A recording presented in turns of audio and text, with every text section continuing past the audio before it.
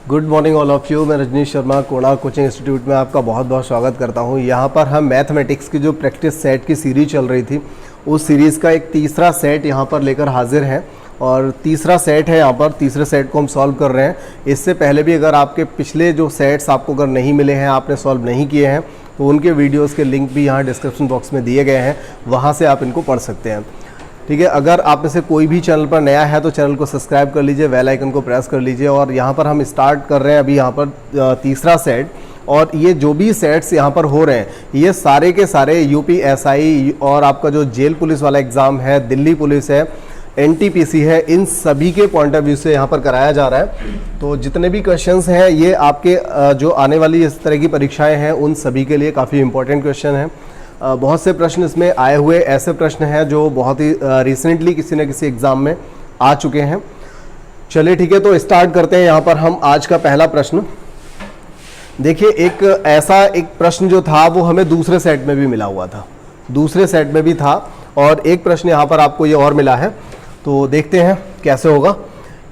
प्रश्न में क्या कहा जा रहा है, 71 तथा एक अज्ञात संख्या। तो देखिए 71 और एक अज्ञात संख्या के गुणनफल, 71 तथा एक अज्ञात संख्या के गुणनफल में 47 जोड़कर, इसमें हम कितना जोड़ दें, 47 जोड़ देते हैं। जोड़कर एक नई संख्या प्राप्त हो जाती है। उस संख्या को 7 से विभाजित किया जाता है। इस संख्या को हमने क्या किया, 7 से विभाजित कर दिया। ऐसे सवालों से बिल्कुल भी डरना नहीं होता, ये बहुत ही इजी सवाल होते हैं। इनमें बस छोटा मोटा जोड़ना घटाना यही सब आता है। बस सवाल को आप एक बार सेट कर पाएं और वो भी जैसा थ्योरी में बोला जा रहा है बस वही करना होता है।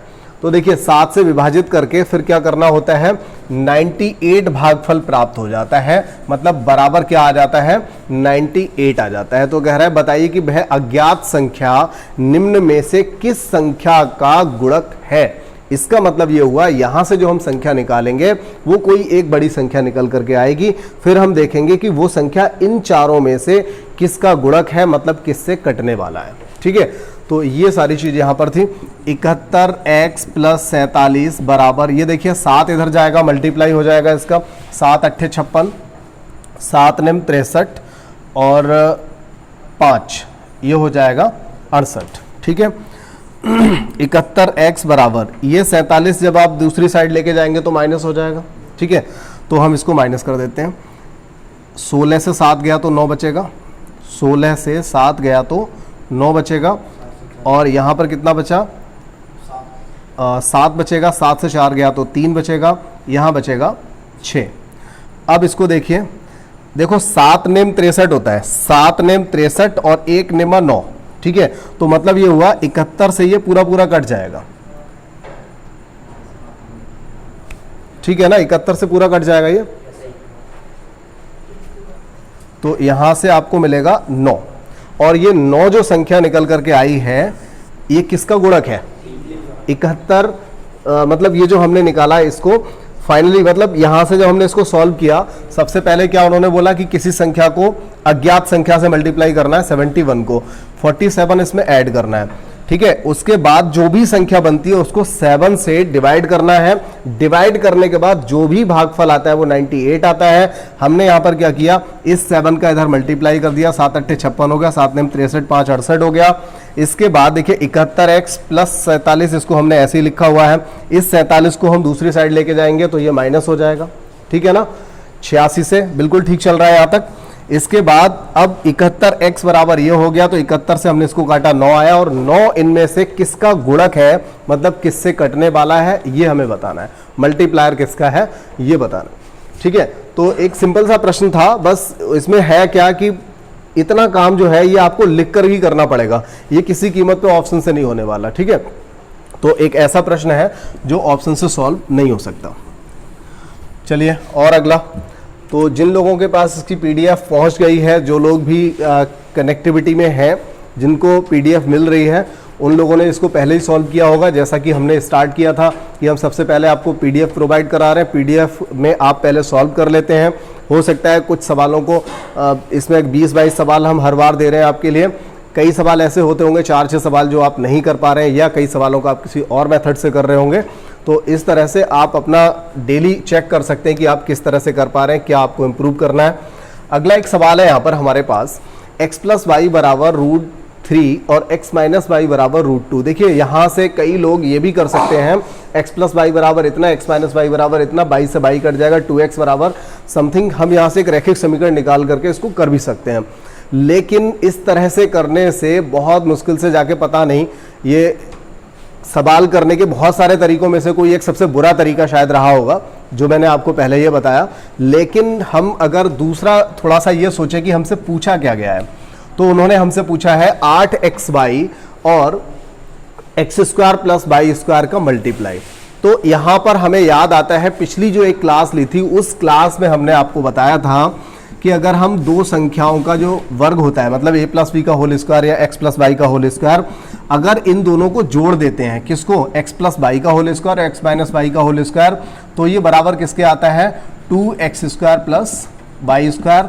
और एक फॉर्मूला और बताया था। देखिए जिन लोगों को ये फॉर्मूला अगर अभी भी नया सा लग रहा है, तो समझ लीजिए आपने पिछली वाली क्लास में मेरी बात को सीरियसली नहीं समझा, आपने अच्छे से नहीं पढ़ा, उसको आपने कहीं एक जगह नोट नहीं किया, इसीलिए दिक्कत आ रही है। और ये दिक्कतें आपको तब तक आती रहेंगी जब तक आप सुधरेंगे नहीं, एक बार में हर चीज़ को आप नोट नहीं करेंगे। जो चीज़ें नहीं आती हैं उनको एक तरफ नोट करना सीखिए, स्टार्ट करिए इस तरह का, तभी बात बनेगी। तो देखिए एक फॉर्मूला होता है जब हम इसको प्लस करते हैं 2x² प्लस y², और एक होता है जब इसे माइनस करते हैं 4xy। और देखिए कहीं ना कहीं इन दोनों का मल्टीप्लाई ही तो इसने पूछा है, समझ में आ रहा है ना। देखिए इस 2 का मल्टीप्लाई 4 में करिए तो 8xy बनेगा, और ये हो गया, यानी इन दोनों का मल्टीप्लाई इसने पूछा हुआ है, ठीक है ना। तो अब हम यहां से निकाल सकते हैं, देखिए यहीं पे लिख देते हैं, डायरेक्ट आपको समझ में आ जाएगा। हम बात कर रहे हैं 2x² प्लस y² की, ठीक है। तो देखिए यहां से अगर ये रूट हम हटा दें तो क्या होगा, x प्लस वाई का होल स्क्वायर बन जाएगा। ये वाला रूट हटा देंगे तो x माइनस वाई का होल स्क्वायर बराबर 2 हो जाएगा, जबकि x प्लस वाई का होल स्क्वायर बराबर 3 हो जाएगा, ठीक है। तो x प्लस वाई का होल स्क्वायर बराबर कितना हो गया, 3, और ये हो गया 2, 2 और 3 कितना हुआ, 5। क्लियर। अगर फॉर्मूला आपको पता है तो लिखने की भी जरूरत नहीं है, आप सीधा सीधा इसको कर सकते हो, x प्लस वाई का whole square plus x minus y का होल स्क्वायर, और ये आपका निकल के आएगा इसके बराबर, ठीक है ना। 2x² प्लस y² के बराबर आ जाएगा कितना, 5 आएगा, ठीक है। मैं इसको अलग अलग लिख के नहीं समझा रहा हूं, यहीं पे कोशिश करिए।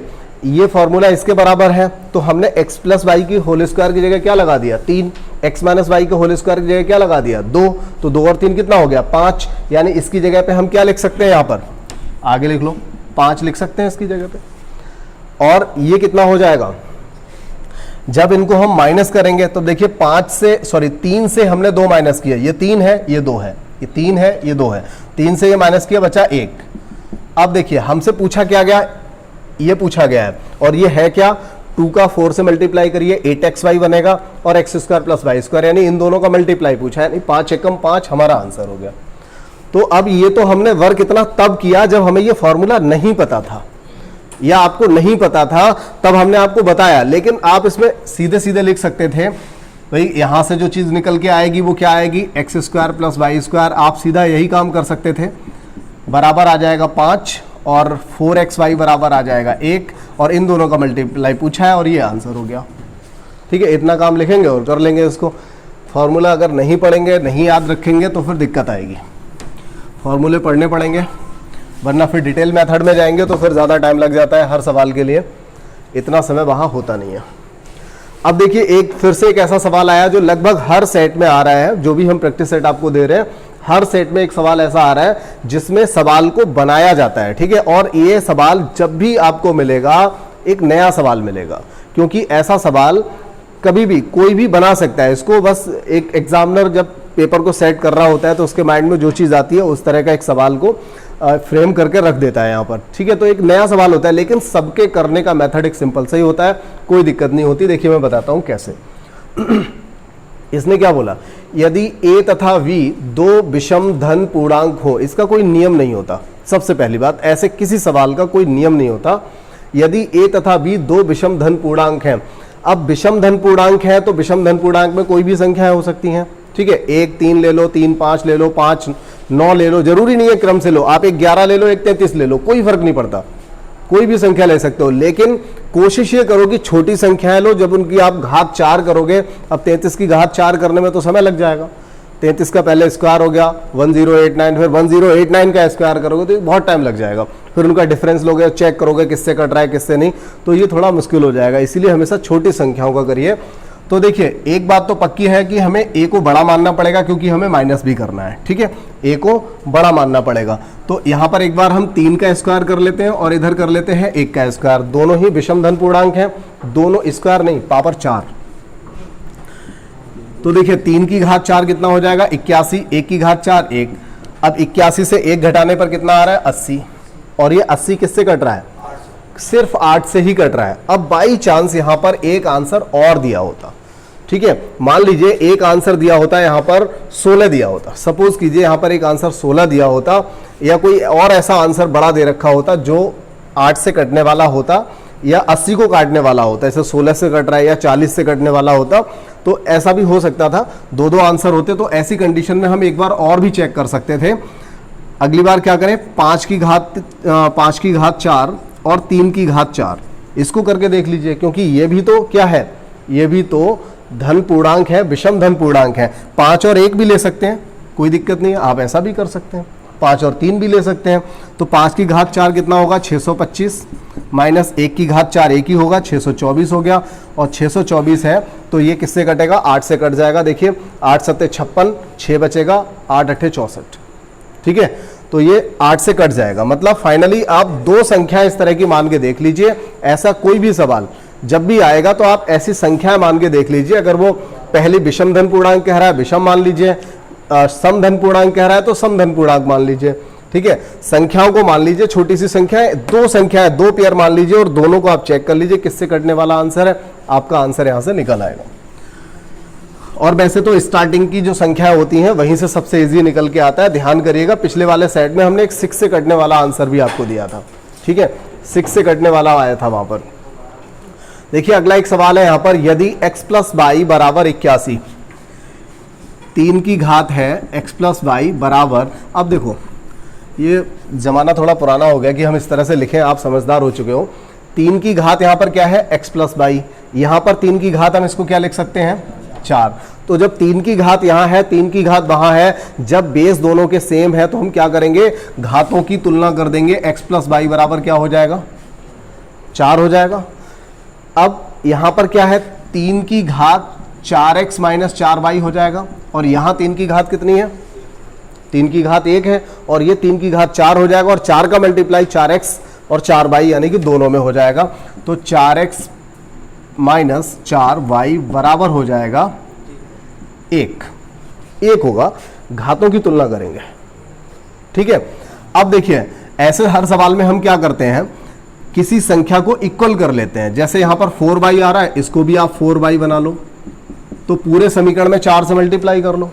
4 से मल्टीप्लाई किया तो क्या हो जाएगा, ये दोनों कट जाएंगे और ये हो जाएगा आपका 8x बराबर 16 और 1 17। तो x बराबर क्या हो जाएगा 17/8। कितना हो जाएगा 17/8, ठीक है। चीजें क्लियर हो रही है ना, क्योंकि यहां पर हमने क्या किया, ये सवाल ही इस तरह का है कि यहां देखिए 3 की घात में ये भी चेंज होने वाला है, ये ऑलरेडी 3 की घात में दे ही रखा है। तो हमें क्या करना है, बेस को इक्वल करने के बाद में हमें घातों को इक्वल रख देना है, घातों की तुलना कर देनी है, और यहां से आंसर हमारा निकल आएगा। चलिए अगला सवाल देखते हैं। इस तरह से अगर प्रैक्टिस थोड़े लंबे टाइम तक कर लेंगे ना तो फिर बहुत इजी हो जाएगा सिलेक्शन लेना। 1 + 2 डिवाइड बाई 1 + 1/3, और ये देखिए यहां से ब्रैकेट बंद हो गया। जरा देखिए इस तरह के सवाल को आप लोग कोशिश करते होगे, जब भी आप करते होगे तो आप यहां तक लंबा खींचते होगे, इसको 4 से 5-6 लाइनों में बढ़ा देते होगे। लेकिन ऐसे सवालों को करने का एक तरीका ये होता है कि हमें ये पता चलना चाहिए सबसे पहले। देखिए पहले मैं आपको बता दूं कि इसका जो नियम होता है वोडोमास, ये होता है V और वोडोमास। ये सारी चीजें आप लोग पहले से पढ़ चुके होंगे, लेकिन थोड़ा सा मैं बता देता हूं।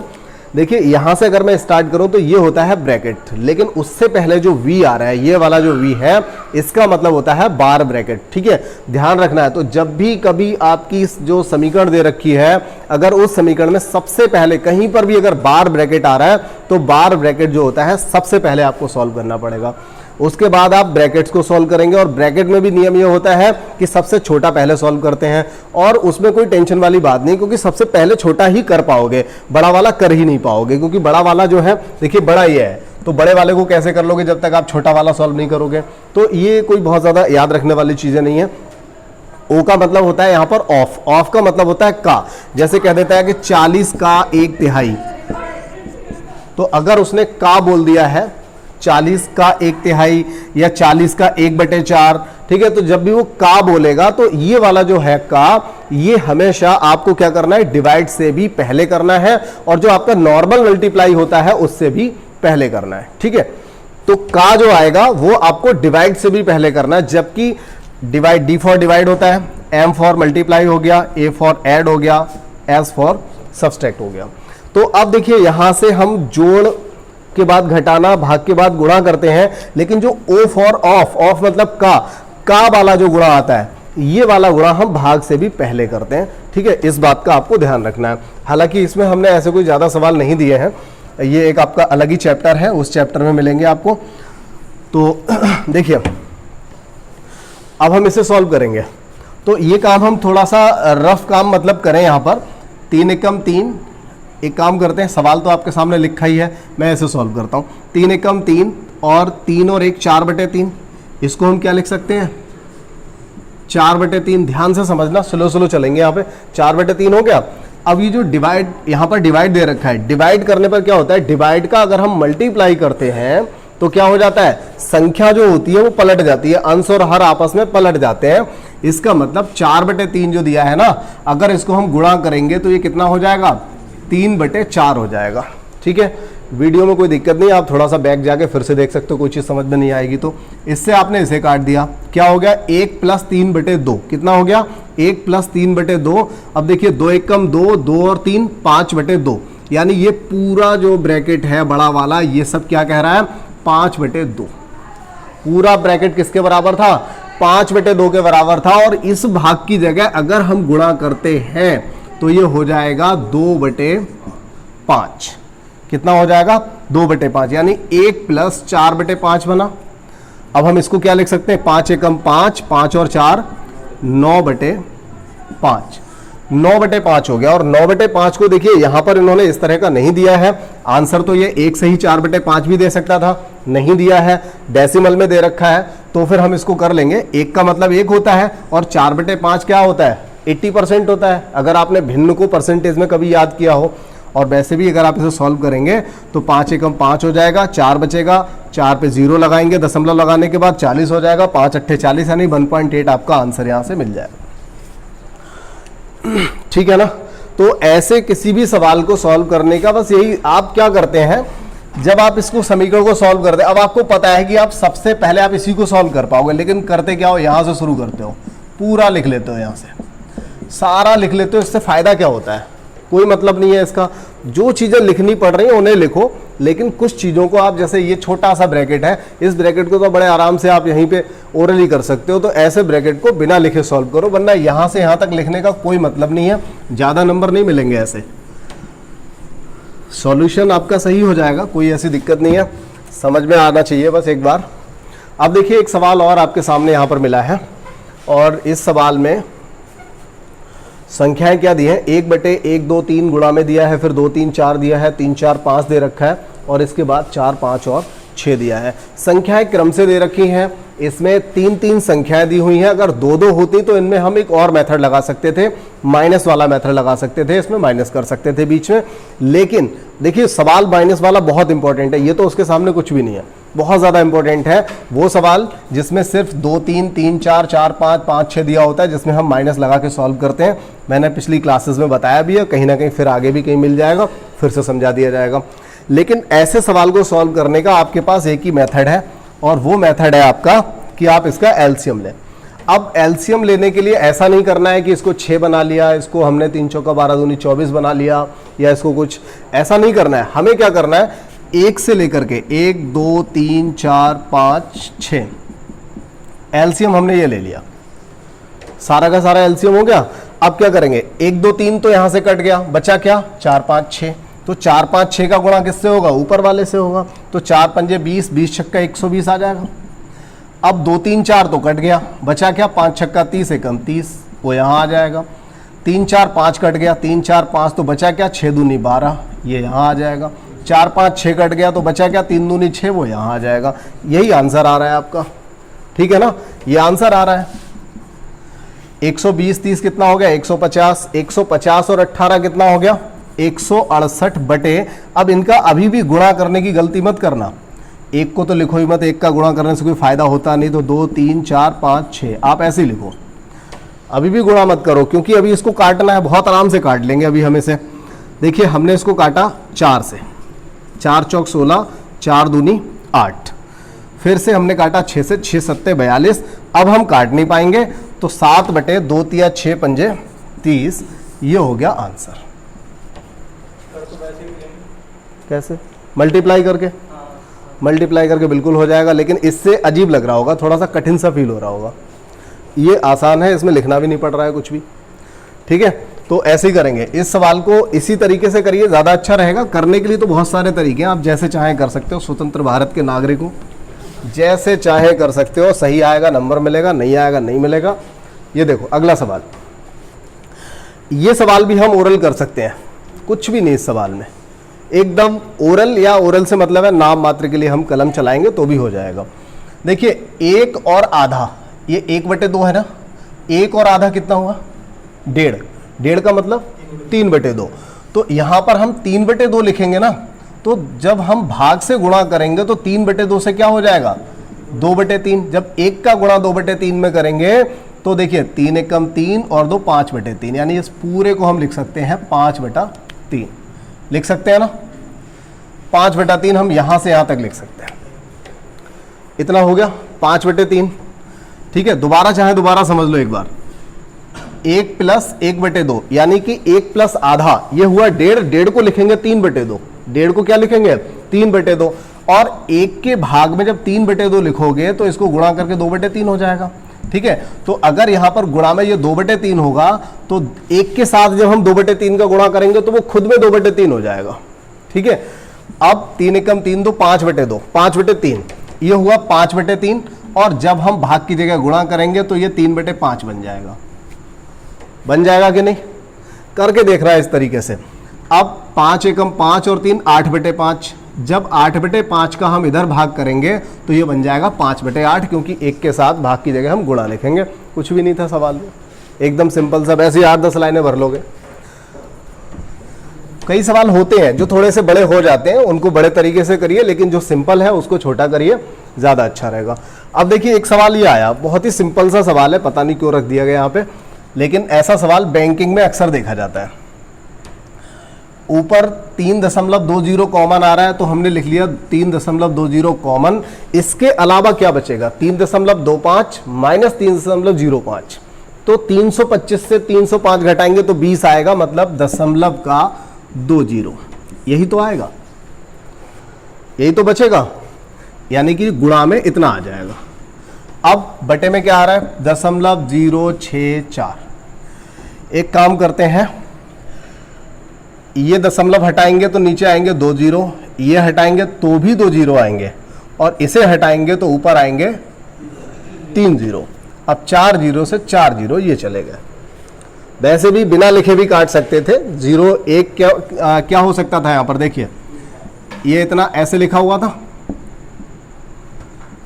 ये देखिए हम क्या करते हैं यहाँ पर 2 के बाद दशमलव, 2 के बाद यानी 4 के बाद दशमलव था, हटा दिया, और यहाँ पर 4 के बाद बना लो, 1 0 अपनी तरफ से दे दो और हटा दो, ठीक है। तो दशमलव से दशमलव सारे हट गए, कोई दिक्कत नहीं हुई। अब 1 0 से 1 0 भी काट दिया, इसके बाद 64 पंजे 320 और 5 दूनी 10, ये आपका आंसर भी हो गया। सिंपल सा सवाल है, और आगे बढ़ते हैं। 8 सवाल हो चुके हैं, लगभग तिहाई काम खत्म हो चुका होगा इस क्लास का। अब देखिए ये एक जो सवाल है, इस तरह का प्रश्न कहीं ना कहीं थोड़ा सा चेंज करके अक्सर ऐसा सवाल देखने को मिल जाता है, और इसको सॉल्व करने के लिए देखो हम क्या करेंगे। सबसे पहले तो हमें यही करना पड़ेगा कि 99 का हमें 999 से मल्टीप्लाई प्लस 98, और बटे में हम करेंगे 99 और इनटू में करेंगे 99, और ये कुछ भी ना करें तो भी बात एक ही होगी। क्योंकि पता है ना कि 99 से 99 कट ही जाएगा, लेकिन कुछ महान भाव ऐसे भी होते हैं जो पहले से ही 99 से 99 काट लेते हैं, उसके बाद पता नहीं कैसे करते होंगे आगे। ऐसी गलती करी थी ना प्रदीप तुमने? किसने करी थी? एक बार करी थी तुम में से किसी ने। चलो ठीक है, अच्छा नाम आ गया, बोले बेइज्जती हो जाएगी ऑनलाइन, इसलिए प्रेम शंकर में डाल दो। गलती तो तुमने ही करी थी बेटा, मुझे पता है, याद है मुझे, तुमने ही करी थी। चलिए खैर कोई बात नहीं। देखो ऐसा होता है, देखिए ये जो संख्या है ना, इस संख्या में जो 99 है ये हम ऐसे डायरेक्ट नहीं काट सकते, क्योंकि ये संख्या पूरी हमें लिखनी पड़ेगी ना कायदे से, ऐसे थोड़ी काट लेंगे। जब तक हम इसे अलग से सॉल्व नहीं करेंगे हम इसके साथ कुछ नहीं कर सकते। ये अपने आप में एक संख्या है, एक संयुक्त संख्या दे रखी है, ये कोई अलग थोड़ी है 99 जो ऐसे ही काट दोगे। तो पहले इसे सॉल्व करना पड़ेगा, और ये काम तो आपने पता नहीं कितनी बार करा है। 3 एकम 3 और 1 4/3। तो यहाँ पे भी क्या कर रहे हैं, इन दोनों का गुणा प्लस ये बटे 99, और बटे वाला 99 अब 99 से कट जाएगा, तो हमारा आंसर सिर्फ यही है। अब कुछ लोग इसमें क्या करेंगे, इन दोनों का गुणा करेंगे, गुणा करने के बाद इसको जोड़ेंगे तो आंसर आएगा। लेकिन अगर ऐसा ना करें तो थोड़ा सा अगर हम दिमाग का यूज यहां पे कर लें, ध्यान दीजिए, अगर यहां पे थोड़ा सा दिमाग का यूज करें तो क्या कर सकते हैं, यहां पे हम ये कर सकते हैं, ये 98 आ रहा है। देखिए इसके दो तरीके अभी भी हो सकते हैं, और उन दोनों में से भी एक सिंपल तरीका हो जाएगा। वो क्या होगा, एक तो ये हो सकता है कि हम इस संख्या को लिख लें 999 को 1000 - 1। क्या लिखें, 999 को 1000 - 1 लिख लें, फिर इस पे 3 जीरो लगा दें और -1 यानी कि 99 एकम 99 यहां पे आ जाएगा। तो ये होगा सबसे सिंपल मेथड। लेकिन अगर हमने इस 99 को अगर हमने 100 - 1 लिखा तो ये फिर से टफ हो जाएगा, ठीक है। और वो कैसे होगा मैं आपको बताता हूं। यही काम हमें क्यों करना है, हमें 1000 - 1 ही क्यों लिखना है। तो देखिए हमें करना क्या होगा, जब भी हम 999 का मल्टीप्लाई किसी में करते हैं तो इसका सिंपल सा मेथड ये होता है कि जो संख्या है जिसमें हम मल्टीप्लाई कर रहे हैं उस पे हम क्या करें, 3 जीरो लगा दें। अगर 999 से मल्टीप्लाई कर रहे हैं तो 3 जीरो, 99 से कर रहे हैं तो 00, और क्या करें उसमें से वही वाली संख्या माइनस कर दें, ठीक है। ये काम कर लो। ये क्या हुआ, ये हमने 1000 - 1 लिख लिया, और 1000 - 1 लिखने के बाद ही ऐसा होगा 99 का गुणा पहले 1000 से हो जाएगा और फिर 1 से हो जाएगा, तो फिर क्या आ जाएगा 99।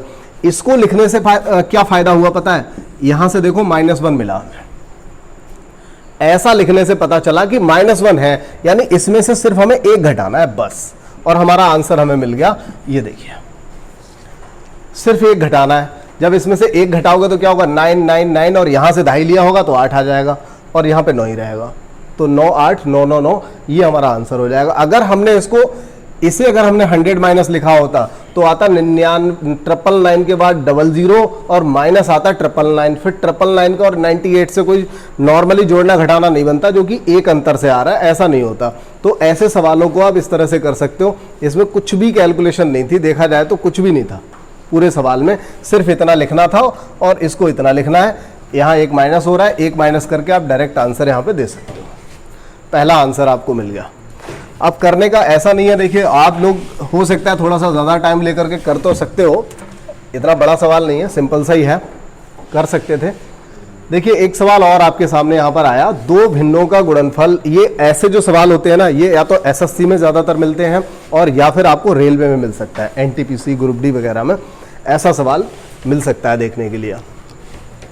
2 भिन्नों का गुणनफल दे रखा है 14/15 और भागफल दिया है 35/24। इनमें सबसे बड़ी वाली जो भिन्न है वो हमें ज्ञात करनी है, कौन सी होगी। तो देखिए इतना सिंपल तो सवाल नहीं है ये कि आप इसे ओरल कर लें, ऐसा तो नहीं है, किसी कीमत पे नहीं होगा। आप यहाँ पे कोशिश ये भी कर सकते हैं कि गुणनफल मान लो इनमें से क्या क्या फैक्टर हो सकते हैं, हम कर सकते हो, लेकिन हो सकता है वो भागफल पे आपका फिट ना बैठे, ये भी पॉसिबल है, ठीक है। तो कुछ भी हो सकता है, इसलिए ऐसे सवाल पे रिस्क ना लेके थोड़ा सा डिटेल में इसको कर लीजिए। लेकिन कई लोग यहाँ पर एक गलती ये करते हैं, एक भिन्न हो गई x/y और दूसरी वाली मान लीजिए p/q। अगर ऐसा काम किया ना तो समझ लो सत्यानाश कर लिया आपने टाइम का। क्या करना है, हमें मानना ही तो है, एक भिन्न x मान लो, एक y मान लो। भिन्न है ये x, ये भी क्या है, भिन्न है y। तो जरूरी क्या हम भिन्न को भिन्न के रूप में ही लिखेंगे। अगर कभी कहा जाता है हाथी या कुछ, तो क्या हाथी थोड़ी बना के लिखते हैं वहाँ पे, मानते ही तो है कि इतने हाथी हैं, इतने घोड़े हैं। तो ये हो गई एक भिन्न और एक ये हो गई, इन दोनों का गुणनफल क्या है 14/15 है। थोड़ी सी कैलकुलेशन लेकिन एकदम सिंपल फ्लो वाली कैलकुलेशन होगी। x/22 बराबर कितना दिया है 35/24। यहां से x का मान निकाल लो, चाहे यहां से निकाल लो, चाहे यहां से x का मान या फिर यहां से, और इसमें पुट कर दो, आंसर निकल मतलब सॉल्व करेंगे तो आंसर आ जाएगा। तो किसी भी जगह से मान लीजिए यहां से हमने x का मान निकाला तो ये y कहां जाएगा, इधर चला जाएगा। तो ये हम यहां पे लगाएंगे, x की जगह लगाएंगे 35/24 बाई, और एक बाई ये आ रहा है, स्क्वायर कर दें, कोई दिक्कत तो नहीं, सिंपल सी बात है। दोबारा समझ लीजिए क्या दिया है यहां पर, xy दिया था, x/22 दिया था, ये y हम इधर लेके गए, हम x को भी ले जा सकते थे, हम इस x को भी यहां ले जा सकते थे, इस y को भी ले जा सकते थे, कुछ भी कर सकते थे, जो आपके मन में आ रहा है वैसे करो, आंसर आ जाएगा। तो यहां से हम इस x को लेके गए इधर, y को, तो x बराबर क्या हो गया 35x/24। इस x की जगह हमने लिख दिया 35x/24, 35y/24, और एक जो y आ रहा था उस y का मल्टीप्लाई इस वाले y से हुआ, इस वाले y का इस वाले y से, तो ये y स्क्वायर हो गया बराबर 14/15 अभी भी चल रहा है। अब देखिए 7 दूनी 14 और 7 पंजे 3 पंजे 15 और 3 अट्ठे 24, क्लियर। अब देखिए y स्क्वायर बराबर ये 8 इधर जाएगा तो 8 दूनी 16 का 4 छोड़ दूं यहीं पे, स्क्वायर हटा दिया है, 5 पंजे 25 का 5, तो एक संख्या तो आ गई यहां पर 4/5।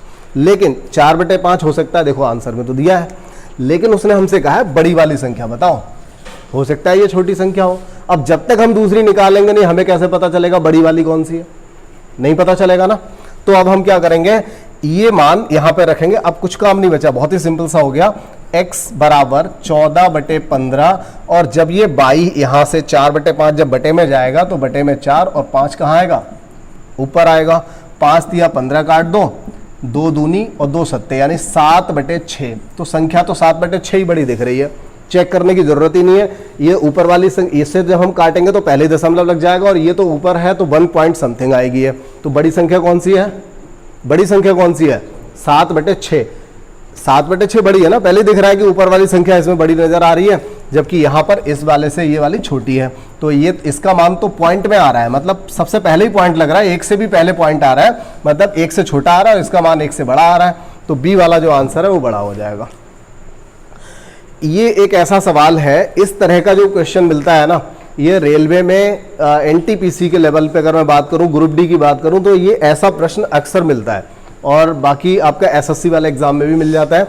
लेकिन पैटर्न इसका यही सबसे बेस्ट है, जिसमें गलती होने का चांस नहीं रहेगा, सिंपल सा है, एक जैसे रहेगा हमेशा। चलिए और अगला सवाल देखते हैं। अब देखिए एक सवाल यहां पर आया, अगर पीछे आपको ध्यान हो, पिछला लगभग 1 महीने पहले ही हमने आपको ये चैप्टर पढ़ाया था, और उस समय भी कुछ इस तरह के सवाल पढ़ाए थे, 1 से लेकर के 5 तक की संख्याओं के घन। अब इसके लिए एक फॉर्मूला भी होता है, फॉर्मूला क्या होता है, n+1/2 का होल स्क्वायर। ठीक है, देखिए मुझे पता है कि फॉर्मूले की जरूरत नहीं है, लेकिन आपको याद हो जाए इसलिए मैंने यहां पे लिख दिया, फॉर्मूले की कोई आवश्यकता नहीं है, आंसर तो ये आएगा। ठीक है ना, आंसर तो यही आएगा, यही आएगा भैया, सिंपल सा सवाल है। देखो क्या है, हमने कैसे कर दिया इसको, ये आ रहा है 1 की घात 3, 2 की 3, 3 की 4 की 5 की घात 3, ठीक है, ये 3 ही 3 आएगी घात यहाँ पे। ठीक है, तो सभी की घात 3 दे रखी है, सबकी घात 3 दी है। अब यहां से हम क्या कॉमन ले सकते हैं, 2 की घात 3 कॉमन ले लेंगे, तो अंदर भी 1 की 3, 2 की 3, 3 की 3, इस तरह से 5 की 3, ठीक है, ये सब बन जाएगा। अब 2 की घात 3 का मतलब 8 होता है, और इन सब का मतलब क्या होता है, ये हमें पहले दे रखा है। तो 8 का गुणा 225 से कर दो, 8 दूनी 16 और 25 अट्ठे 200, 1600 और 200 बराबर 1800, आंसर हो गया। ठीक है, ऐसा जब भी सवाल आएगा ना कंपेयर वाला, बस कॉमन ठीक से ले लो, अकलमंदी से कॉमन ले लो बस अच्छे से, ऐसा मत कर देना कि वह कॉमन लेने में ही गड़बड़ कर दो। ठीक है, अगर इतना कर लिया तो सिंपल सा सवाल हो जाएगा। और देखो इसको करोगे कैसे, यहां पर 1 है, इसकी वैल्यू क्या है 1, इसकी वैल्यू क्या है 8, तो पूरा 8 कॉमन लोगे तभी तो 1 बचेगा, और 8 का मतलब है 2 की घात 3। और यहां से भी देख लो, ये कितना हुआ 64, ये कितना हुआ 8, तो यहां से पूरा 8 कॉमन लोगे तभी तो 8 बचेगा। एक संख्या को अच्छे से चेक कर लो, और जो भी कॉमन निकल आएगा समझ लीजिए उसी का मल्टीप्लाई सामने जो मान दे रखा है उस वाले मान से आपको कर देना है, बाकी कुछ है नहीं सवाल में। बच्चों वाला सवाल है एकदम। अगला सवाल देखिए, बहुत ही बढ़िया सवाल यहां पर रखा हुआ है। ये x की घात 4 है, ठीक है, 119, और पूछा गया है x की घात 3 माइनस 1/x की घात 3। ये घात पे दे रखा है 3, इस बात का ध्यान रखिएगा। अब देखो ऐसे सवाल को भी हम बहुत सिंपल तरीके से अगर करें, कम समय लगा के करें, तो हम इसको कैसे कर सकते हैं।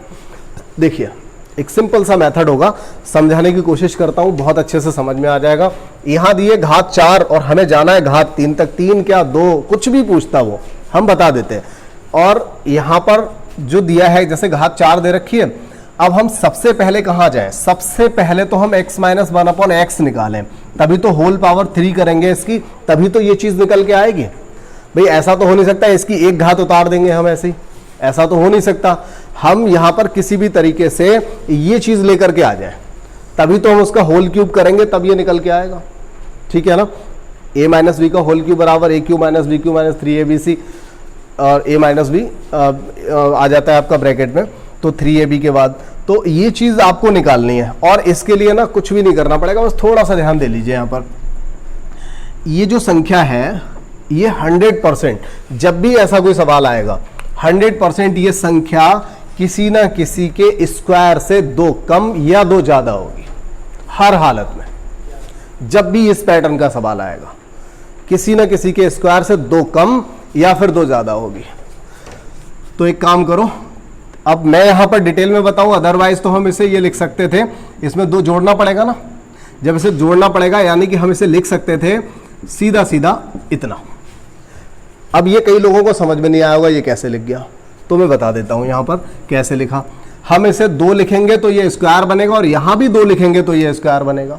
इसको देखिए ये क्या बना, x square plus 1/x square plus 2 into a b भी आता है ना, चिंता ना करो मैं ए बी लिख रहा हूं यहां पर, A square plus B square plus 2ab। और देखिए ये वाला जो ए बी है वो आपस में कट जाता है, तो केवल 2 रह जाता है, ठीक है ना, वही चीज आ गई सामने। तो हम इसको क्या लिख सकते हैं, इसे हम लिख सकते हैं ए स्क्वायर प्लस 1 मतलब x square plus 1/x square का होल स्क्वायर बराबर 121, या फिर कह सकते हो 11 का स्क्वायर लिख सकते हैं ना। तो कौन सा बुरा काम किया था हमने, पहले इतना ही लिखा था, सही है ना। अभी भी देखिए, अभी आपको क्या करना, अभी भी इसकी आपको स्क्वायर हटानी है, यहां से पावर अभी भी हटानी है। फिर देखो ये किसके स्क्वायर के बराबर आ रहा है, 3 के स्क्वायर के बराबर, घटाना पड़ेगा ना, मतलब ये बनेगा x माइनस 1/x बराबर 3।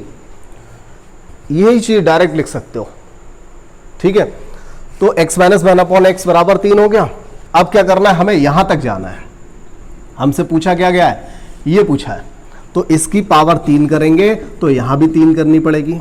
फॉर्मूला क्या होता है, A cube minus B cube minus 3ab आता है, ab की जगह तो कट ही जाएगा ना, x इंटू 1/x, और x minus a minus b भी आता है, ये चीज आएगी यहां पर, और इसकी जगह हम क्या लिख सकते हैं 3 बराबर 3 की घात 3 बराबर कितना 27। फॉर्मूले याद नहीं है, बस इसीलिए दिक्कत आ रही होगी, जिसको भी दिक्कत आ रही है यही आ रही है, अदरवाइज तो करके आगे भी बढ़ जाता, यहां तक कर लिया होगा कई लोगों ने। तो अब ये देखो क्या हुआ, 3 3 9, इस 9 को उधर ले जाएंगे तो कितना बन जाएगा 36। हमें आंसर से मतलब है यार, पेज भरने से थोड़ी है।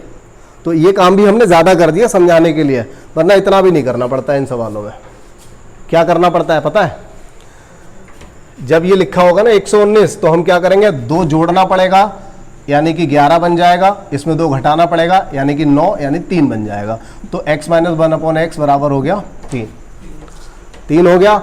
इसका होल क्यूब करेंगे, ठीक है, तो 3 तिया, ये वाला 3 का 3 से मल्टीप्लाई 9, और जो 3 यहां आ रहा है इसके क्यूब में से 9 जोड़ दीजिए, क्योंकि यहां माइनस होगा उधर जाके प्लस हो जाएगा, ये हो गया 36। लेकिन करना पड़ेगा। अब एक ही सवाल में तुम सोचो सारी प्रैक्टिस हो जाए, तो ऐसा नहीं हो सकता, एक सवाल में नहीं हो सकता, ऐसे और सवाल भी उठाने पड़ेंगे। हटा दूं इसको अब,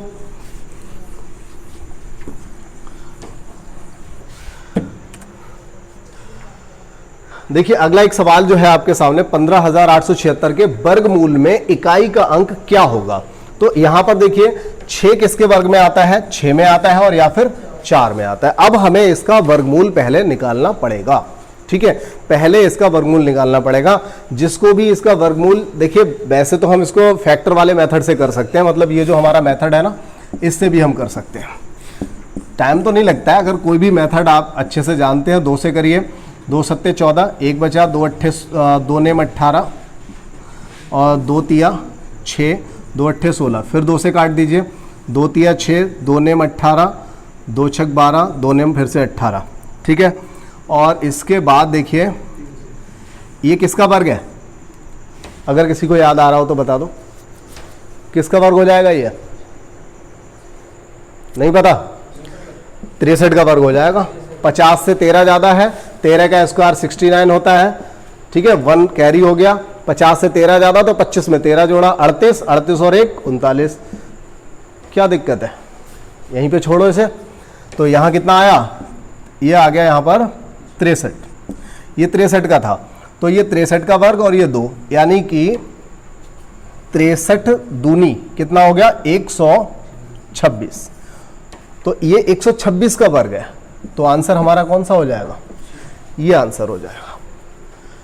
अब इसके अलावा एक मेथड और होता है, हम थोड़ा और आगे बढ़ सकते थे, कोई नहीं, अभी 3 से काट सकते थे इसको, फिर 7 से भी कट जाता, 3 से फिर कट जाता, यहां तक कर सकते थे। लेकिन थोड़ा दिमाग लगाइए, अगर पढ़ चुके हो पहले तो ये तो यहां तक तो आपकी पहुंच में है ना, ये पहुंच से बाहर थोड़ी है, नॉट रिचुअल थोड़ी है, ये इतना तो कर सकते हो। और नहीं कर पा रहे हो तो फिर इसका मतलब है कि जो पिछली क्लासेस है उनको ठीक से लिया ही नहीं है। एक तरीका और हो सकता है इसका, वो मैं बता दूं यहाँ पर। एक तो भाग विधि हो सकता है, वो मैं नहीं बताता, लेकिन एक और हो सकता है, वो ये है 15876। ये किसके वर्ग में हो सकता है? तो देखिए 2 डिजिट यहां से छोड़ते हैं, 4 में हो सकता है और 6 में हो सकता है, ठीक है। तरीका ये भी बहुत अच्छा है, 4 में हो सकता है या फिर 6 में हो सकता है। फिर हम क्या देखते हैं, ये जो 158 है, ध्यान से समझिएगा, जो लोग फर्स्ट टाइम देख रहे हैं वो भी ध्यान से समझें। 6 किसका वर्ग करने पर 6 आता है? तो देखिए 4 का वर्ग करें तो 16, यानी कि लास्ट में 6 आता है। 6 का वर्ग करें तो भी 36, लास्ट में 6 आता है। दोनों में ही आता है। इन दोनों के बीच में कौन आता है? 5 आता है। और हमेशा 2-2 संख्याओं के बीच में हमेशा 5 ही आता है, ठीक है। इसका भी एक वीडियो है, अगर ध्यान रहा तो मैं डिस्क्रिप्शन बॉक्स में भी डालूंगा वीडियो के बाद, लेकिन अगर डिस्क्रिप्शन बॉक्स में ना दिया है तो आप सर्च कर सकते हो। एक वीडियो हमने पूरा वर्गमूल से रिलेटिव, जिसमें यही मेथड बहुत अच्छे से 10 एग्जाम्पल लेके समझाया हुआ है, वो वाला वीडियो भी आपको मिल जाएगा। करीब 3 से 4 महीने पहले का वीडियो होगा, उसको आप देख सकते हो। तो देखिए अभी हमने बीच में 5 लिखा।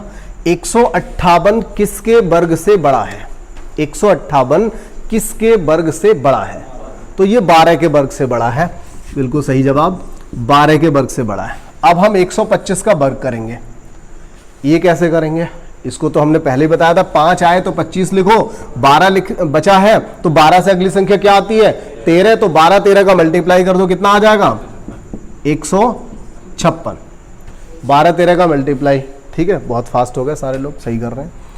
156 25। अब 156 से ये बड़ा है ना, तो फिर बड़े वाले का होगा ये। अगर 156 से ये छोटा होता तो छोटे वाले का होता। तो 126 यहाँ पे वर्गमूल आएगा। कई लोगों को, जिन्होंने फर्स्ट टाइम पढ़ा है ना, उन्हें लग रहा होगा बहुत बेकार सा मेथड है। ये बेकार कतई नहीं है, बस आपकी प्रैक्टिस नहीं है, ठीक है। मेथड बहुत अच्छा है, प्रैक्टिस नहीं है इसलिए हर चीज़ बेकार लगेगी जब तक अच्छे से प्रैक्टिस नहीं करेंगे। पिछला वाला भी मेथड अच्छा था, ये भी मेथड अच्छा है, दोनों ही मेथड अपनी जगह है। अगला सवाल है हमारे पास, यहाँ देखिए, 4 क्रमागत प्राकृत संख्याओं के गुणनफल में कितना जोड़ें कि योगफल पूर्ण वर्ग बन जाए? कितना जोड़ेंगे? अच्छा, आंसर 2 तो दिया है। ऐसा बिल्कुल नहीं है। देखिए ये सवाल भी वही है जो बना के रखा जाता है। किसी ने पढ़ा है? यहाँ जितने लोग बैठे हैं किसी ने पढ़ा ये सवाल? कभी नहीं पढ़ा ना, मैंने आज ही बनाया। लेकिन इससे पहले ये GTI में आ चुका है, GTI में आया है, मतलब किताबों में है। मैंने आज ये खुद रखा था यहाँ पर लिख के। देखिए क्या है, ऐसा होता है, ये परफेक्ट नियम है। आप कोई भी 4 लगातार संख्याएं ले लें, उसमें आपको 1 जोड़ना पड़ेगा, फिर ये वर्ग बनेगा। 1 दूनी 2 तिया 6 चौक 24 में 1 जोड़ेंगे, बन जाएगा, ठीक है। अब यहाँ 5 ले लो, संख्या ये हो गई। 2 तिया 6, 6 चौक 24 पंजे 120 में 1 जोड़ दिया, 121, वर्ग बन जाएगा। चलो यहाँ 6 ले लो, यहाँ से 2 भी हटा दो। 3 4 5 6 लगातार संख्या हो गई। 3 चौका 12 पंजे 60, और 60 का 6 से, यानी कि 6 छंग 36, 360 हो गया। 1 जोड़ देंगे 361 हो जाएगा। ये देखो बन गया। तो क्या है यहाँ पर, किन्हीं भी चार लगातार संख्याओं का गुणनफल जो होता है उसमें अगर एक जोड़ देते हैं तो ये पूर्ण वर्ग बन जाता है। ये सवाल जीटीआई में पूछा गया था, छोटे छोटे बच्चों से पूछ लिया था ये सवाल एक बार। और वहां सवाल ऐसे नहीं था, वहां सवाल दिया था 80 गुणा 81 गुणा 82 गुणा 83 प्लस 1 और 80 गुणा 82 गुणा 85 गुणा 87, कुछ ऐसे था आगे पीछे करके। तो एक ऑप्शन ऐसा था, वो पूछ रहा था इनमें से कौन सा पूर्ण वर्ग होगा।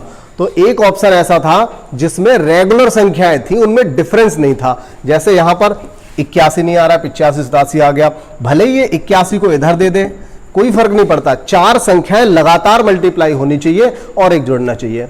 ठीक है, तो इस तरह से चार ऑप्शन बना के दिए थे कि इनमें से कौन सी संख्या पूर्ण वर्ग है। अब जिसे नहीं आता है वो क्या करेगा, सबका मल्टीप्लाई करके चेक करेगा पूर्ण वर्ग है या नहीं है।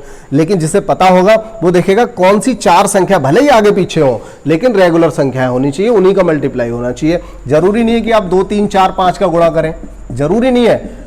आप 5 4 2 3 का कर लीजिए, कोई फर्क थोड़ी पड़ता है इसमें, बात तो एक ही है ना। बस इस तरह से घुमा दिया था उन बच्चों को जीटीए वाले एग्जाम में।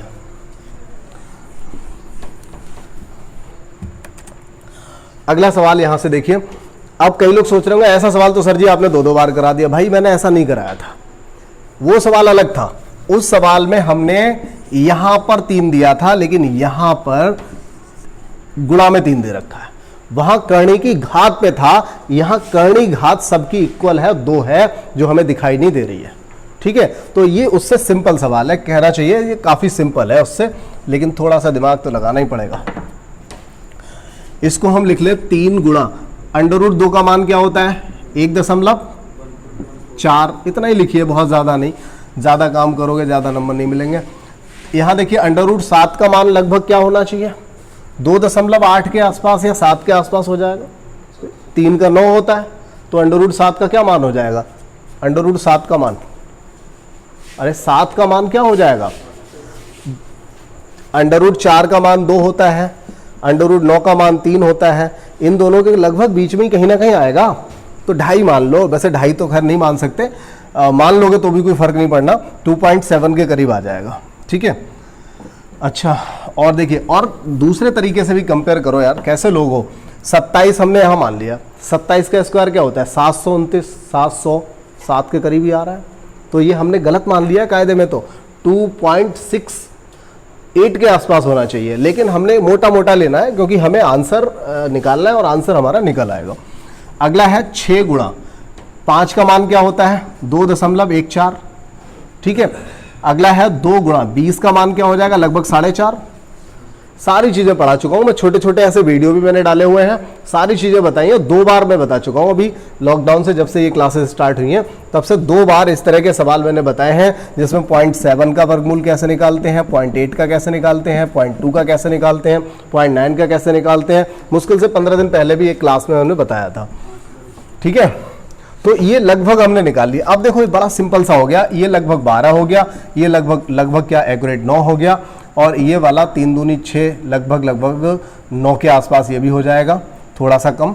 ये वाला लगभग 5 मान लो, 14 3 42, 4.5 मान लो या 4.2 मान लो। इनमें सबसे बड़ा कौन है, सबसे बड़ा तो 12 ही है, तो सबसे बड़ा कौन है ये वाला 6√5, ये आंसर हो जाएगा। तो ये सवाल उस जैसा नहीं है जो आपने पहले करा, उसमें हमें करणी की घात का एलसीएम लेकर के सारी घातें इक्वल करनी पड़ती थी। ये सवाल उससे अलग है, जैसा सवाल है उस तरीके से करो, कोई दिक्कत नहीं। अभी 15 सवाल हुए और आगे बढ़ते हैं बहुत जल्दी से। ये देखिए काफी बेहतरीन सा सवाल एक आपके सामने आया, और ये सवाल भी हम ओरली कर लेंगे। देखिए 1 से 2 घटाया माइनस का 1, ठीक है। अब पावर पे -1 दिया है, इसका क्या रोल होता है, अगर पावर को माइनस से प्लस करना है तो उसका एक तरीका होता है, जैसे हमने 1/2 लिखा और पावर में -1 है, अगर हमें इसे +1 करना है तो हम इन संख्याओं को पलट दें, ऊपर के नीचे, नीचे के ऊपर कर दें, तो ये क्या हो जाएगा 2 की घात 1 हो जाएगा। कितना हो जाएगा 2 की घात 1। जिसे नहीं आता अभी हाल समझ लो इस चीज के लिए, कोई भी भिन्न दी है और भिन्न ना भी दी है, मान लीजिए 5 की घात -2 दे रखा है, तो हम क्या करेंगे, अगर हमें इसे प्लस करना है तो इसे 5 को 1/5 करो और ये प्लस कर दो, ठीक है, ऐसा काम होता है। क्या करते हैं, संख्या को पलट देते हैं और पावर को माइनस से प्लस या फिर प्लस से माइनस कर देते हैं। तो यहां पर हमने क्या लिखा था, देखिए -1 था, अब -1 को की घात क्या दी है, -1, तो -1 को +1 करें और 1/-1 लिखें। अच्छा, 1/-1 लिखेंगे तो बात तो फिर भी वही रहेगी, यानी हम -1 को सिर्फ +1 छोड़ दें। संख्या तो 1/-1 लिखोगे फिर भी तो -1 ही आएगा। क्या हो जाएगा, सिर्फ हम पावर को, क्योंकि केस एक वाला है ना, एक की जब हम पावर करते हैं क्या फर्क पड़ता है, कोई फर्क नहीं पड़ता, इसलिए हम यहां पर उसकी पावर को कतई हटा दें, कोई फर्क यहां पे नहीं पड़ रहा है। लेकिन चेक कर लिया भाई, ऐसी मत हटा देना, यहां पे कोई फर्क नहीं पड़ा। अब इस -1 का मल्टीप्लाई हमने किससे कर दिया, -2 के साथ। -2 से जैसे ही करेंगे ये प्लस का 2 बन जाएगा। क्या बन जाएगा, प्लस का 2, और ये चीज तो हम खा चुके पहले से ही, खत्म कर दिया हमने इसको। तो अब क्या बना, 3, और 3 की घात क्या है, -1। अब 3 की घात -1 है तो हम उसे क्या लिख सकते हैं भाई, 3 की घात -1 है तो 1/3 लिख सकते हैं ना इसको, बस आंसर हो गया। और आगे बढ़ते हैं। ऐसे छोटे छोटे सवालों में गलती हो जाती है या फिर बहुत ज्यादा टाइम ले लेते हो, इतना बड़ा सवाल नहीं होता। अब देखिए अगला एक सवाल आया यहां पर, निम्नलिखित में से वह छोटी से छोटी पूर्ण वर्ग संख्या। ऐसा क्वेश्चन मैंने कई बार आपको बताया, बहुत इंपॉर्टेंट क्वेश्चन होता है, और यहां पर दे भी रखा है एक सवाल। निम्नलिखित में से वह छोटी से छोटी पूर्ण वर्ग संख्या ज्ञात करिए जो 12, 15, 20 और 36 से पूरी तरह विभाजित हो जाए। तो देखिए इन सब का जब हम एलसीएम लेंगे, समझ में आ ही रहा होगा, सभी का एलसीएम लेंगे तो कितना आ जाएगा, 180 से काम ना चलेगा, 180 आएगा। एलसीएम कितना आएगा, 180। अब 180 से कटने वाली कोई पूर्ण वर्ग संख्या इसमें ढूंढ लो, वही आपका आंसर हो जाएगा जो छोटी से छोटी हो। तो देखिए 180 से तो ये भी कट रहा है, लेकिन ये पूर्ण वर्ग नहीं है।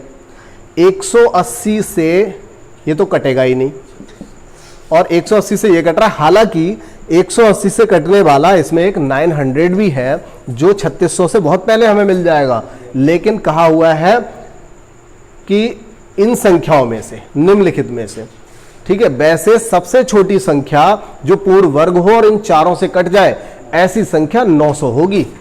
लेकिन यहां पर 900 जानबूझ के नहीं रखा गया, 900 होगी लेकिन जानबूझ के यहां पर नहीं रखा। अब 900 होगी तो 900 से भी कटने वाला देख लो। ओवरऑल आपको चारों संख्याओं में से जो सबसे छोटी हो, इसके एलसीएम से कट जाए और पूर्ण वर्ग भी हो, वही आपका आंसर होगा। ठीक है, ऐसा मत करिएगा 180 से कटने वाला मान लीजिए 540 दे दिया, इसी को लगा दिया, लेकिन ये वर्ग नहीं है, इतना ज्ञान भी होना चाहिए। ठीक है, तो इससे कटने वाली संख्या आपको रखनी है, पूर्ण वर्ग होनी चाहिए, ये बहुत जरूरी बात है। क्लियर हो गया? बहुत ही इंपॉर्टेंट सवाल है ये वाला, और ये हमेशा से इंपॉर्टेंट बना रहा है, कभी भी आ सकता है किसी भी एग्जाम में। अगला एक सवाल देखिए यहां पर और है, इसमें ये जो है पावर पूरी यहां पर आएगी इस तरह से, तभी ये एक अच्छा सवाल बनेगा, और अच्छा सवाल हमने बना लिया। अब सिंपल भी बहुत हो गया ये। देखिए क्या होता है, गुणा में घातें जुड़ जाती हैं जब बेस समान हो। तो देखिए 3/5, 3/5 बेस समान है, गुणा में घातें जोड़ दो तो 3/5 की घात क्या हो जाएगी, 3 और -6 को जोड़ोगे तो क्या हो जाएगी, -3 हो जाएगी, बराबर 3/5 की घात कितनी है, 2x + 1। तो बेस से तो बेस चला गया, बचा क्या, -3 बराबर 2x + 1। 2x बराबर क्या हो जाएगा, 2x बराबर क्या हो जाएगा, -4। ये वाला 1 इधर आके माइनस में आएगा, तो -1 -3 मिला के कितना हो गया, -4 हो गया। 2 दूनी, इसको हमने काट दिया और आंसर हो गया हमारा यहां से -2। क्लियर? अगला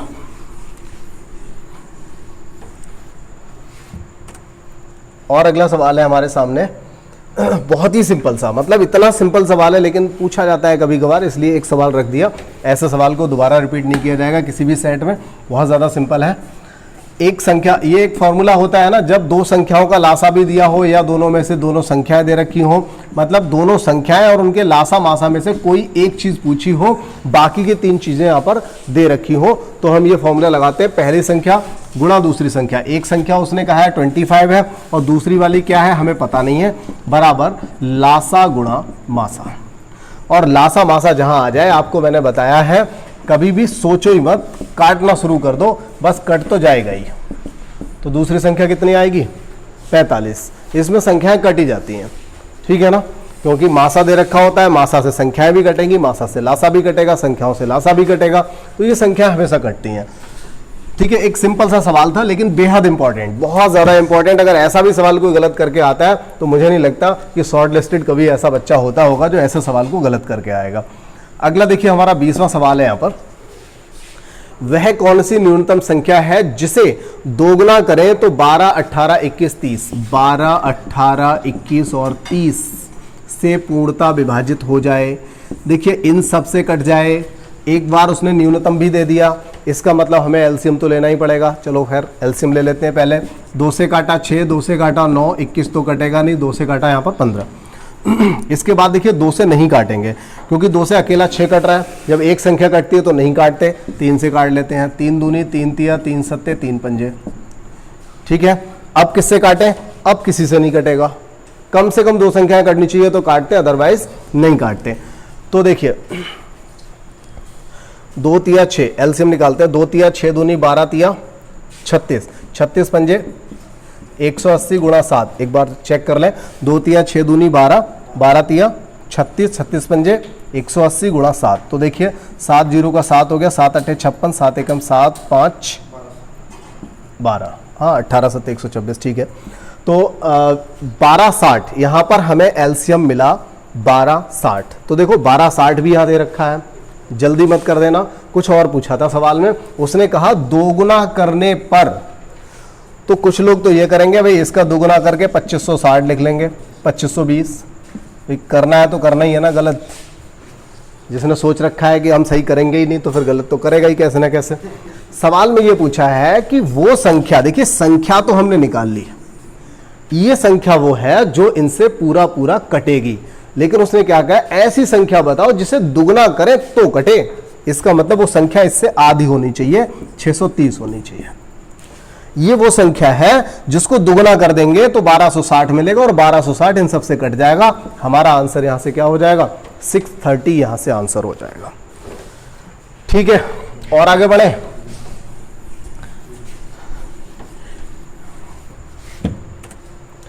अगला क्वेश्चन है यहाँ पर, किसी दूध वाले की एक टंकी, ये भी काफी कॉमन क्वेश्चन है लेकिन बहुत अच्छा है इसलिए रख दिया गया। किसी दूध वाले की एक टंकी में 75 लीटर दूध है और एक टंकी में 45 लीटर है। उस बड़े से बड़े मेजरमेंट का, उस बड़े से बड़े बर्तन की माप बतानी है जो दोनों टंकियों के दूध को पूरा पूरा नाप सके। मैंने आपको पहले ही बताया, पूरा पूरा नापेगा कौन? जो पूरा पूरा काटेगा, ठीक है। तो पूरा पूरा इन दोनों को हम बड़े से बड़ा क्या हो सकता है जिससे काट सकते हैं, तो ये तो बहुत सिंपल सी बात है, लिखने की जरूरत ही नहीं है। 15 से काट सकते हैं, 15 आंसर हो गया, ठीक है। या फिर हम कह सकते हैं इन दोनों का मासा कितना आएगा? 15 आ जाएगा। देखते हैं कोई आखिरी सवाल अच्छा सा मिल जाए। ये देखिए एक सवाल यहां पर मिला हमें, 100 तथा 200 के बीच आने वाले उन पूर्णांकों, 100 तथा 200 के मध्य आने वाले वो पूर्णांक बताने हैं जो 9 तथा 6 दोनों से कटे। देखिए हर चीज का कोई ना कोई मतलब होता है, जो चीजें बताई जाती हैं कभी ना कभी यूज होती हैं। अगर आपको मैंने ये बताया था कि 15 से वो संख्या कटती है जो संख्या 3 से और 5 से कटती है, तो ऐसे ही 9 और 6 से कौन सी संख्या कटेगी? तो 9 और 6 से कौन सी संख्या कटेगी? जो संख्या इनके एलसीएम से कटेगी, मतलब 18 से कटेगी। 9 और 6, 9 तथा 6 दोनों से कटे तो दोनों से वही संख्या कटेगी जो 18 से कटेगी। 9 और 6 से 18 कटेगा, 36 कटेगा, 54 कटेगा। ये कह रहा है 100 और 200 के बीच, तो 100 तक 18 से कटने वाली 5 हुई और 200 तक 18 से कटने वाली कितनी हुई? 11, 18 दही 180 और एक और आ जाएगा 198। तो इन दोनों का जो अंतर होगा वो आपका आंसर हो जाएगा, क्योंकि उसने ये पूछा है 100 से 200 के मध्य। तो 100 तक आपको पता होना चाहिए और 200 तक पता होना चाहिए। 200 वाले में से 100 वाला माइनस कर दीजिए, आंसर निकल आता है। ध्यान करो, अगर नहीं ध्यान है, अगर पिछले स्टार्टिंग से अगर व्यूअर रहे हो तो आप याद रखिए, याद करिए, मैंने आपको एक सवाल बताया था, 2 तथा 3 से कटने वाली संख्याएं, 2 या 3 से कटने वाली संख्याएं, इस पे 3 सवाल बताए थे। एक ही तरीके के क्या क्या बदल करके आ सकता है, ऐसे 3 सवाल बताए थे आपके पहले वाले चैप्टर में। संख्या पद्धति वाले चैप्टर में। ठीक है, तो एक अच्छे सवाल थे और उन्हीं सभी चीज़ों का यूज़ देखिए यहाँ पर हो रहा है। मैंने यहाँ पर कोई नई बात नहीं बताई, कोई एक आध सवाल नया आ जाता है यहाँ पर, अलग बात है, लगभग उसी टाइप के सवाल हैं। एक सवाल और मिल गया यहाँ पर, देख लेते हैं इसको भी। 10,000 के निकटतम बह संख्या बताइए। अब देखो इसने क्या बोला, 10,000 के निकटतम बह संख्या बताइए जो 3, 4, 5, 6, 7, 8 से पूरी तरह डिवाइड हो जाए। इसने कहा 10,000 के निकटतम, यानी कि आपको 10,000 की सबसे करीबी संख्या बतानी है। ठीक है, सबसे करीबी संख्या जो 10,000 के पास वाली हो। अब लेकिन काटनी किससे? 3, 4, 5, 6, 7 और 8 से। जब इतनी सारी संख्या मिले ना 3, 4, 5, 6, 7, 8, तो फिर इनको एक संख्या में कन्वर्ट कर लो, वह संख्या हमें बतानी है और वो संख्या हमेशा एलसीएम होती है सबसे पहले तो। फिर एलसीएम से कटने वाला संख्या, जैसे एक सवाल आपने पढ़ा होगा ना, 4 अंकों की बड़ी से बड़ी संख्या या 5 अंकों की छोटी से छोटी संख्या बताइए जो इनसे कट जाए। तो हम क्या करते हैं, उनके एलसीएम निकालते हैं और जो भी संख्या दे रखी होती है 4 अंकों की बड़ी या छोटी, उसको हम डिवाइड करते हैं। ठीक है, तो यहाँ पर भी हमें क्या करना है, इनका एलसीएम निकाल लेना है सबसे पहले। तो देखिए 2 से काट लेते हैं, 2 दूनी 2 तिया 2 चौका, फिर 2 से काट लो। देखिए 2 से काट लिया, सिंपल सा है। 3 से फिर काट लेते हैं, तो यहाँ 1 आएगा, यहाँ 1 आएगा, ये 5 ऐसे ही रहेगा, 3 एकम 3 हो जाएगा, 7 और 2 नहीं कटने वाले। तो अब इनका सबका गुणा कर लेते हैं।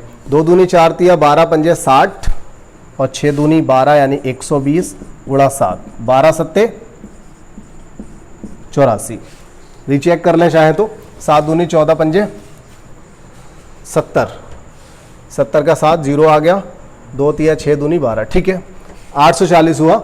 अब 840 से कटने वाली 10,000 के समीप ऐसी कौन सी संख्या है वो हमें बतानी है। तो देखिए 10,000 के समीप, ये सवाल बिल्कुल वैसा है जैसे मैं पूछूं कि बताइए भाई 40 के समीप, 40 के निकटतम 3 से कटने वाली कौन सी संख्या होगी। तो एक तो होगी 39 और एक होगी 42, लेकिन जब बात निकटतम की जाए तो बिल्कुल करीब वाली होनी चाहिए, यानी जिसमें अंतर कम हो। ठीक है ना, तो हमें इस तरह से क्या करना है, हमें वो संख्या निकालनी है और उस संख्या को निकालने का मेथड हमारे पास एक ये है कि हम 10,000 को 840 से भाग लगाएं। 840 एकम 840 हो जाएगा और यहां से बचेगा 160। ठीक है ना, 160 और 1 0 और ले लो, फिर से 1 जाएगा 840 और यहां से बचेगा 760। क्लियर, 760 बचा। अब जब 760 आ गया तो एक तो तरीका यह है कि हम 10,000 में से क्या करें, 760 को घटा दें। ध्यान रहे, घटा दें, सिर्फ सोचिए, घटाइए मत। 760 को घटा दें और या फिर इन दोनों का अंतर जोड़ दें। तो 760 घटाएंगे 760 कम हो जाएगा और इन दोनों का अंतर घटाएंगे, अंतर जोड़ेंगे तो 80 जोड़ेंगे। तो 80 जोड़ें तो ज्यादा करीब में है या 760 घटा दें तो 80 जोड़ें तो ज्यादा करीब में है। तो 10,000 में 80 जोड़ करके हमारा 80 वाला आंसर हो जाएगा, 10,080। ठीक है, तो यहां तक हमने कर लिया। शायद अगला सवाल अब नहीं है यहाँ पर, इस सेट में इतने ही क्वेश्चंस थे, देख लेते हैं फिर भी। ठीक है, यहाँ पर 23 क्वेश्चंस थे इस सेट में, काफ़ी अच्छे क्वेश्चंस थे, बढ़िया कलेक्शन था और इंपॉर्टेंट क्वेश्चन थे बहुत ज़्यादा। ऐसे क्वेश्चंस हमेशा आते रहते हैं, वही क्वेश्चन हमने यहाँ पर लिए थे। तो इस तरह से अगले और भी कुछ सेट्स अभी मिलने वाले हैं, 2-4 दिन अगले और मिलेंगे और उसके बाद में फिर हम अपना जो सिलेबस है फिर से स्टार्ट करेंगे, जितना हो चुका है उससे आगे का। और फिर किसी क्लास में मिलते हैं। धन्यवाद।